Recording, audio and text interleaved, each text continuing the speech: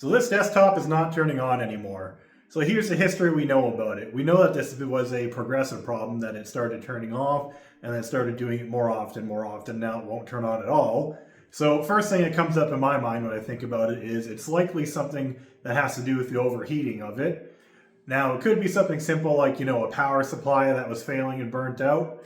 But it seems a little bit more of an unlikely scenario, but what I'm hoping for. Of course, it could be something, super catastrophic like motherboard failure, but that's the least likely scenario in this case here.